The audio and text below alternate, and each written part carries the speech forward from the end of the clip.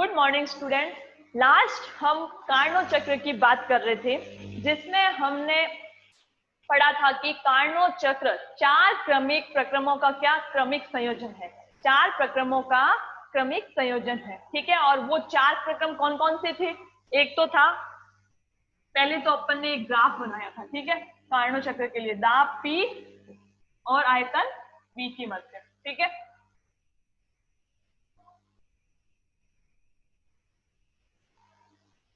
ये था A, B, C और D, ठीक है। A चेंज होता है B में, B चेंज होता है C में,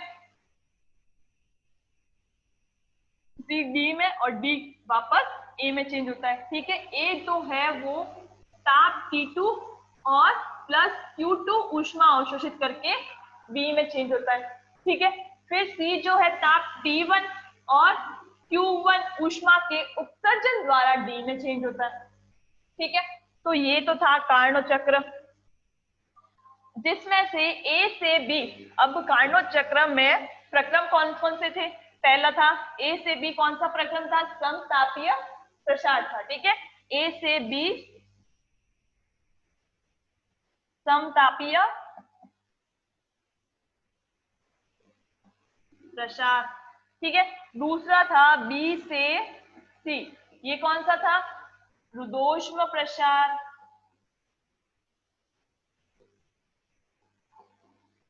ठीक है। फिर तीसरा था C से D, ये कौन सा प्रक्रम था? समतापीय संकुचन, समतापीय संकुचन था, ठीक है। फिर चौथा प्रक्रम था D से A, D से A कौन सा था? रुद्धोष्म संकुचन, रुद्धोष्म संकुचन, ठीक है। ये 4 प्रक्रम जो है, कार्नो चक्र जो है वो इन 4 प्रक्रमों का क्रमिक संयोजन है। और ये चारों ही प्रक्रम क्या होते हैं? उत्क्रमणीय प्रकृति के होते हैं। ये चारों ही प्रक्रम उत्क्रमणीय प्रकृति के होते हैं। फिर हमने क्या पढ़ा? फिर हमने चारों ही प्रक्रमों में किए गए कार्य की गणना की थी। चारों ही प्रक्रम में समतापीय प्रसार, रुद्धोष्म प्रसार, समतापीय संकुचन और रुद्धोष्म संकुचन में किए गए कार्य की गणना भी की थी, है ना।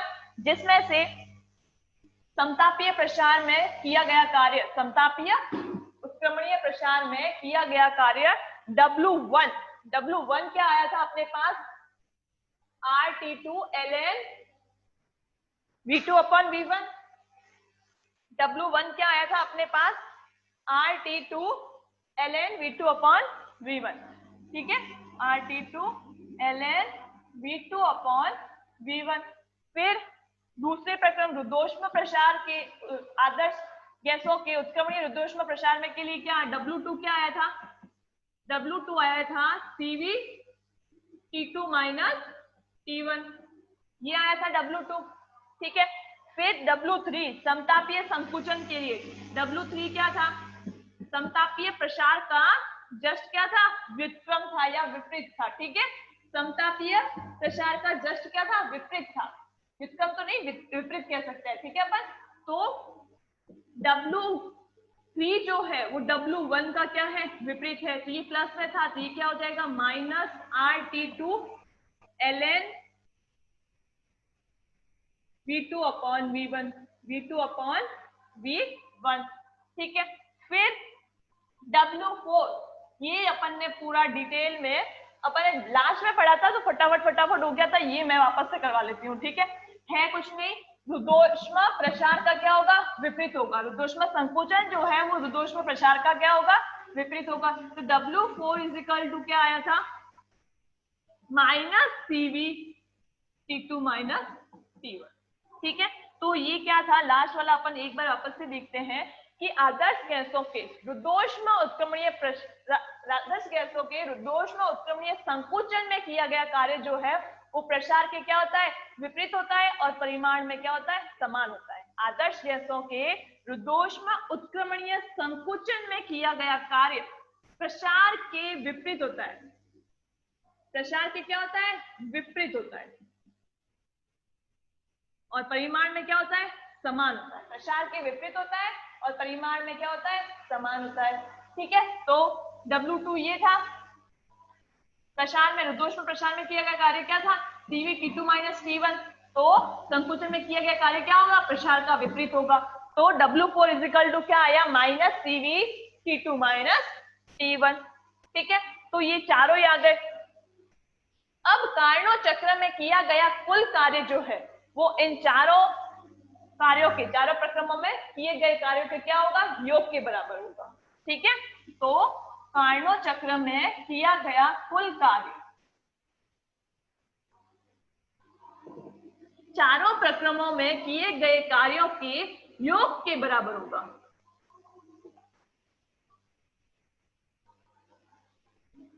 कार्नोट चक्र में किया गया कुल कार्य कार्नोट चक्र में किया गया कुल कार्य जो है वो इन चारों प्रक्रमों में किए गए कार्यों के योग के बराबर होता है। तो W टोटल यानी WT is equal to W1 plus W2 plus W3 plus W4। ठीक है, तो अब इन चारों का मान रख देंगे, W2 W3 W4। ठीक है, तो WT is equal to W1 क्या है, RT2 ln V2 upon V1। ठीक है, प्लस W2 का मान क्या है, CV T2 minus T1।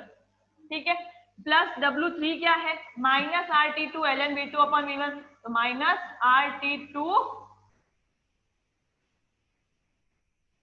Sorry RT1 है, यहाँ पे क्या है, RT1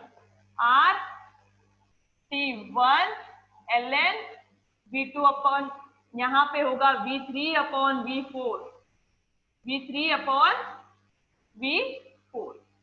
ठीक है, तो यहाँ क्या होगा, V2 अपॉन V1 नहीं होगा, यहाँ पे V3 अपॉन V4 होगा। ठीक है, और यहाँ पे T1 होगा। तो W3 क्या है, minus RT1 ln V3 upon V4। ठीक है, प्लस क्या है W4 का क्या मान है, माइनस CV ब्रैकेट में T2 minus T1, minus CV bracket में T2 माइनस T1। अब देखो ये CV T2 minus T1 plus का है और ये CV T2 माइनस T1 क्या है, माइनस का है, तो कट हो जाएंगे। ठीक है, पीछे क्या बचा, ये बचा। तो WT इज इक्वल टू क्या आया अपने पास, RT2 ln V2 upon V1 minus RT1 ln V3 upon V4, V3 upon V4। ठीक है, तो W टोटल किसके बराबर आया, RT2 ln V2 upon V1 minus RT1 ln V3 upon V4। ठीक है, तो ये WT आया इसके बराबर। ठीक है, अब इसको लगा लेते हैं इक्वेशन नंबर 9 को लगा ली, इक्वेशन नंबर जो भी लास्ट थी इक्वेशन उस हिसाब से यहाँ पे इक्वेशन लगा लेते हैं। इक्वेशन नंबर ये 9 लगा ली मैंने।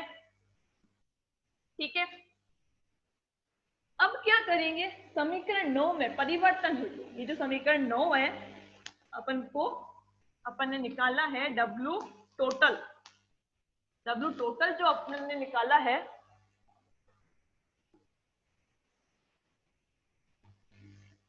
W टोटल जो अपन ने निकाला है किसके बराबर है, RT2 ln V2 upon V1 minus RT1 ln V3 upon V4 के। ठीक है, तो अब क्या करेंगे, समीकरण 9 में परिवर्तन हेतु, ये जो समीकरण 9 आया है, समीकरण 9 में परिवर्तन हेतु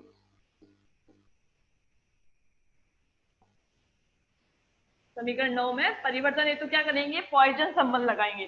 पॉइजन संबंध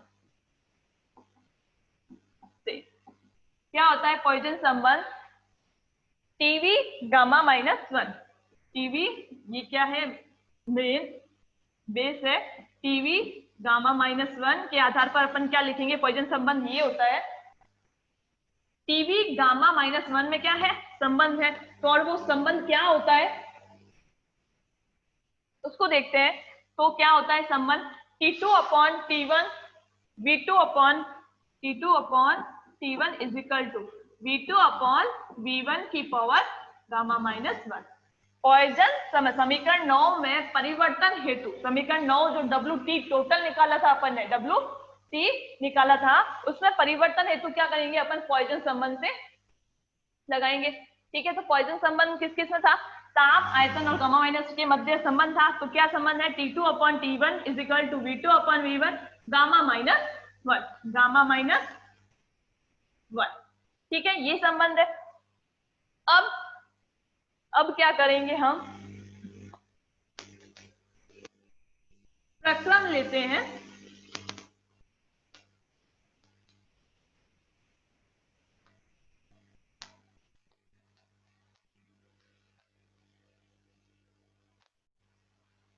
ये प्रक्रम था, देखो A से A चेंज होता है B में, B चेंज होता है C में, और C चेंज होता है D में।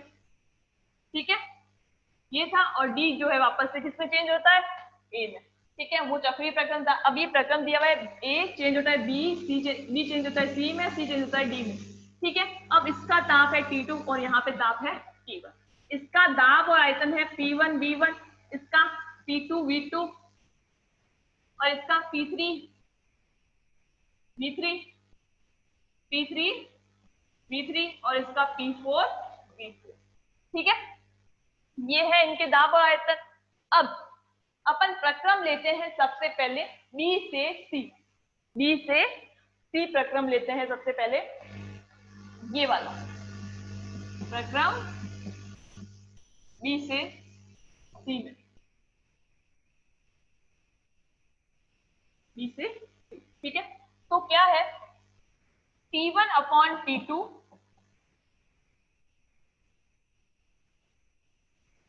ठीक है, T1/T2 is equal to V3/V2, V3/V2।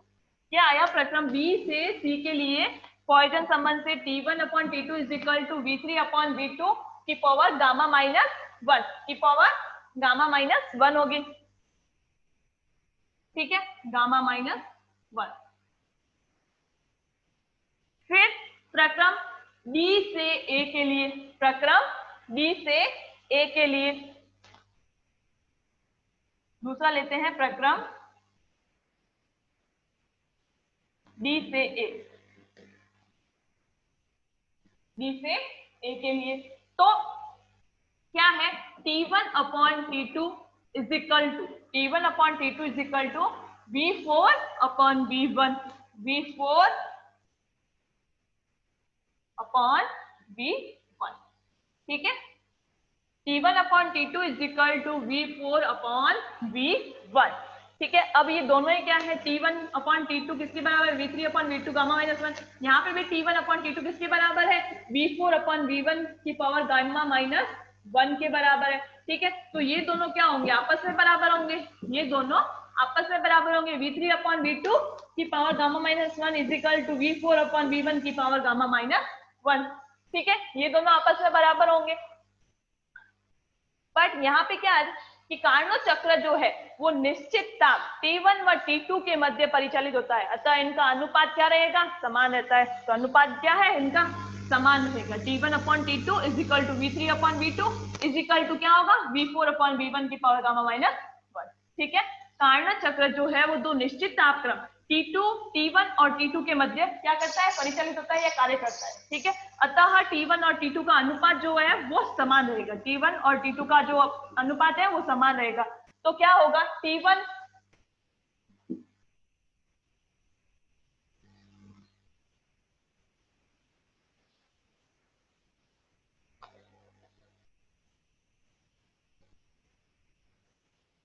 T1/T2 is equal to क्या आएगा, T1/T2 इन दोनों के बराबर है, T1 और T2। ठीक है, तो V3/V2 की power gamma minus 1 is equal to V4/V1 की पावर गामा माइनस 1। ठीक है, V4/V1 की पावर गामा माइनस 1। ठीक है, या इन दोनों, या इसको ऐसे लिख सकते हैं V3/V2 is equal to V4/V1। ठीक है, या V4 को इधर लेके आ जाते हैं और V2 को इधर लेके आ जाते हैं। ठीक है, V4 या V3/V4 is equal to V2/V1। ठीक है, क्या आया? V3/V4 is equal to V2/V1, ये आया अपने पास। ठीक है,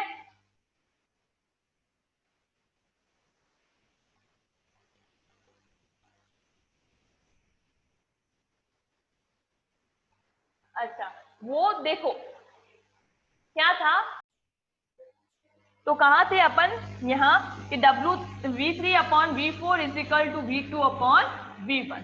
ठीक है, अब इससे क्या स्पष्ट होता है कि कार्नोट चक्र में देखो,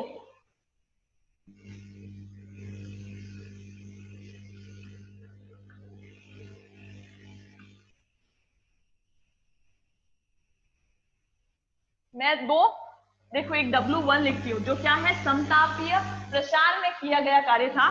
W1 is equal to RT2 ln V2/V1। ठीक है, और एक W3 लेती हूँ, वो समतापीय संकुचन में किया गया कार्य था।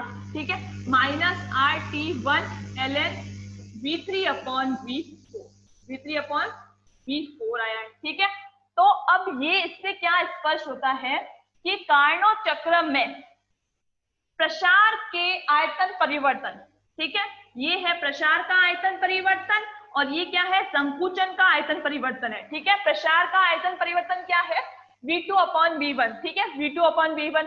अब ये संकुचन में आयतन परिवर्तन है, ये दोनों ही क्या है, बराबर है। ठीक है, कार्नोट चक्र में प्रसार के आयतन परिवर्तन और संकुचन के आयतन परिवर्तन क्या होते हैं, लगभग समान होते हैं। ठीक है, प्रसार के आयतन परिवर्तन और संकुचन के आयतन परिवर्तन क्या होते हैं, समान होते हैं।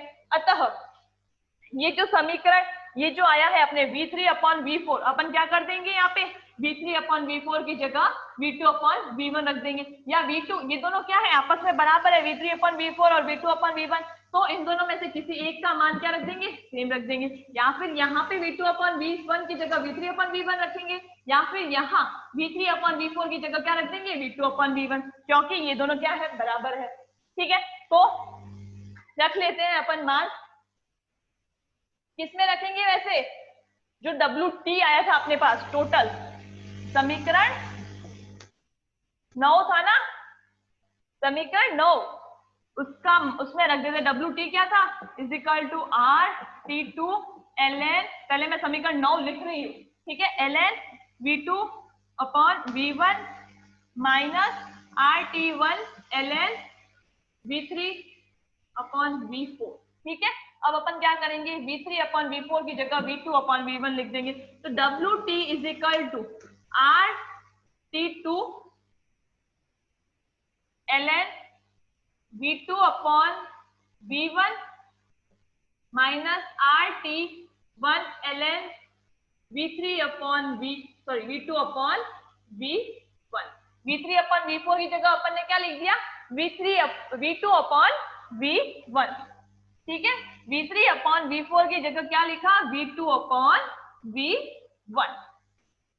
ठीक है, अब क्या करेंगे, अब देखो इसमें कॉमन क्या क्या आ रहा है, एक तो R कॉमन आ रहा है, V2/V1 कॉमन आ रहा है और ln कॉमन आ रहा है। ठीक है, क्या क्या कॉमन आ रहा है, R ln V2/V1 कॉमन आ रहा है, तो WT क्या हो जाएगा, WT is equal to R, अपन लिखेंगे क्या, कैसे इसको, RT2 minus T1 ln V2/V1।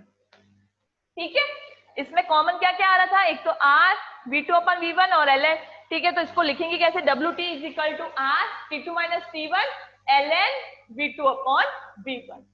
ठीक है, अब जो ये समीकरण है आया है WT का जो ये मान आया है, वो कार्नोट चक्र में किए गए कुल कार्य के लिए प्रयुक्त किया जाता है। ठीक है, कुल कार्य की गणना हेतु प्रयुक्त किया जाता है। ये जो समीकरण आया है WT, वो कार्नोट चक्र में किए गए कुल कार्य की गणना हेतु प्रयुक्त किया जाता है। ठीक है, यहां तक समझ में आया, यहां तक अवशोषित ऊष्मा Q2 में संबंध। ठीक है,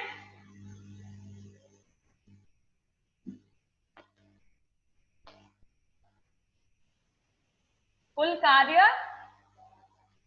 WT और अवशोषित ऊष्मा Q2 में संबंध निकालना है अपन को। क्या संबंध होता है कुल कार्य और WT में?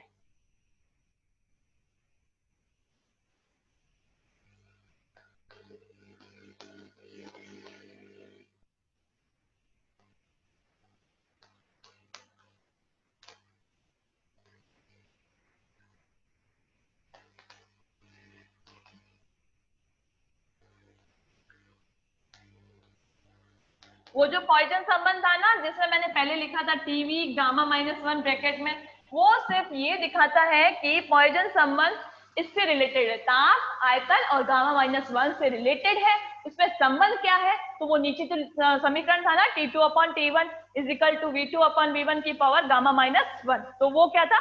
उसका संबंध था। ठीक है। और ऊपर जो लिखा था टीवी ब्रैकेट में गामा -1, वो ये दर्शाता है कि वो पॉइजन संबंध जो है वो ताप, आयतन और गामा माइनस में रिलेशन है, जो इसमें इनके ताप, आयतन और गामा -1 के अंदर रिलेशन है। ठीक है। और वो रिलेशन है क्या? तो वो नीचे वाला था। ठीक है। अब क्लियर हो गया?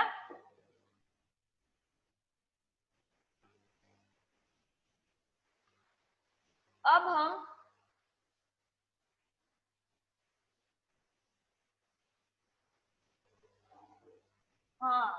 बड़ा क्वेश्चन आ सकता है इसके ऊपर, और इंपॉर्टेंट भी है। कार्नो चक्र इंपॉर्टेंट भी है। ठीक है।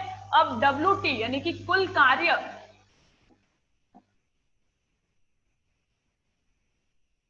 WT और अवशोषित ऊष्मा,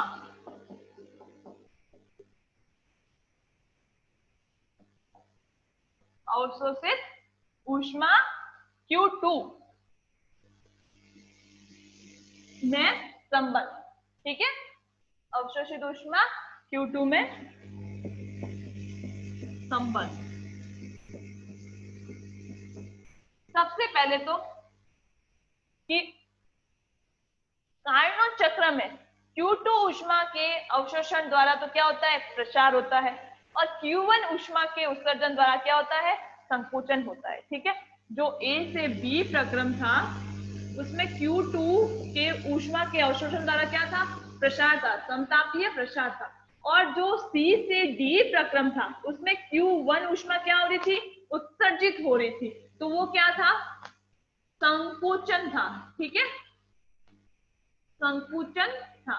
तो कार्नो चक्र में ऊष्मा के अवशोषण द्वारा, यानी कि Q2 ऊष्मा के अवशोषण द्वारा तो क्या होता है? प्रसार होता है।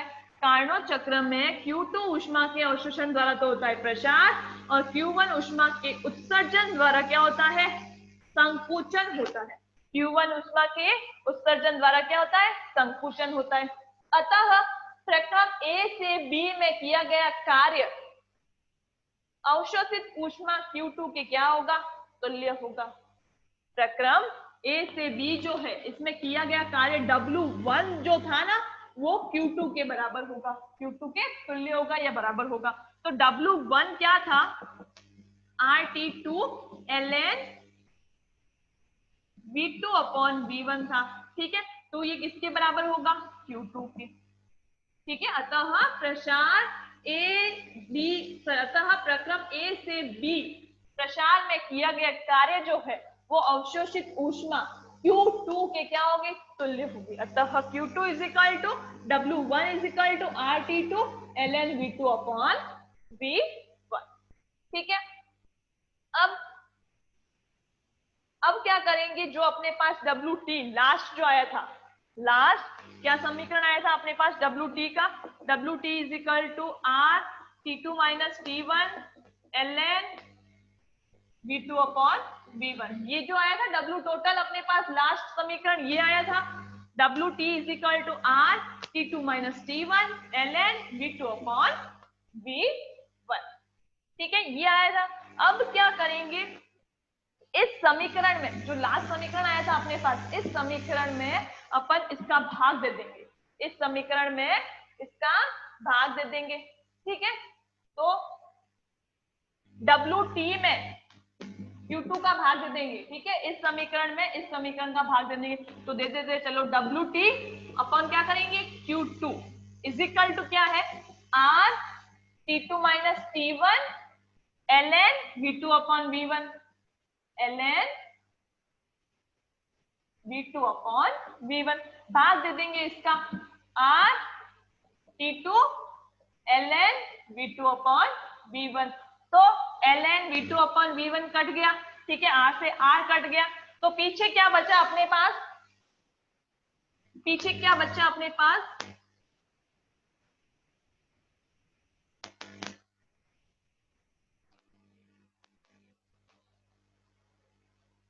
WT upon Q2, WT upon Q2 is equal to T2 minus T1, ये तो सब कट गए, R से R कट गया, ln से ln कट गया, V2 अपॉन V1 से कट गया, ठीक है, तो T2 minus T1 upon T2, पीछे क्या बचा T2 minus T1 upon T2, ठीक है, ये बचा पीछे। अब इस ये जो समीकरण है यहाँ पे ये T2 माइनस T1 है, तो इसका मतलब क्या है T2 is greater than T1, T2 is greater than T1, T2 T1 से ज्यादा है, ठीक है, और T1 जो है वो किससे ज्यादा है 0 केल्विन से, T1 जो है वो 0 केल्विन से ज्यादा है, T2 T1 से ज्यादा है, T1 0 केल्विन से ज्यादा है, तो T2 माइनस T1 जो है वो क्या होगा T2 minus T1 upon T2 जो है वो क्या होगा 21 से कम होगा, T2 T1 से बड़ा है, T1 0 केल्विन से बड़ा है, तो T2 माइनस T1 और T2 का जो अनुपात होगा, T2 माइनस T1 और T2 का जो अनुपात है वो क्या होगा 21 से कम होगा, वो 21 से कम होगा, ठीक है, तो T2 माइनस T1 में